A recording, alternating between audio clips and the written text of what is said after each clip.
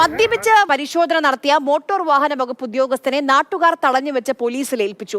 എറണാകുളം തൃക്കാക്കരയിലാണ് ഈ സംഭവം. കഴിഞ്ഞ രാത്രി തൃക്കാക്കര തോപ്പിൽ ജംഗ്ഷനിലാണ് ഈ സംഭവം ഉണ്ടാകുന്നത്. അവിടെ ഒരു കുടുംബം, അതായത് ഒരു യുവതിയും കുടുംബവും മത്സ്യവില്പന നടത്തി വരികയായിരുന്നു. ഏകദേശം ഒരു 10 മണിയോടുകൂടി ആയിട്ടുണ്ടാകും.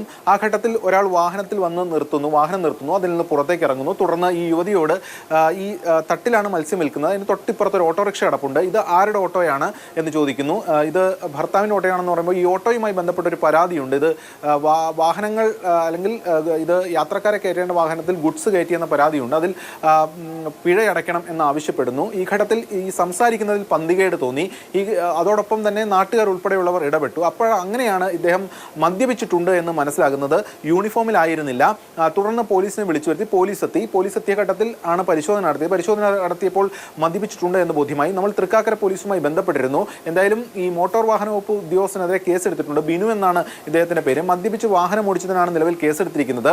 അതോടൊപ്പം നമ്മൾ ഈ കുടുംബവുമായും സംസാരിച്ചു. അവർ പറയുന്നത് ഇത്തരത്തിൽ മോശമായി സംസാരിച്ചു, മദ്യലഹരിയിലായിരുന്നു. അതോടൊപ്പം തന്നെ പിഴയായി 3000 രൂപ ചോദിച്ചു. ഇക്കാര്യം ചൂണ്ടിക്കാണിച്ചുകൊണ്ട് തൃക്കാക്കര പോലീസിൽ പരാതി അറിയിച്ചിട്ടുണ്ട് എന്നതാണ്.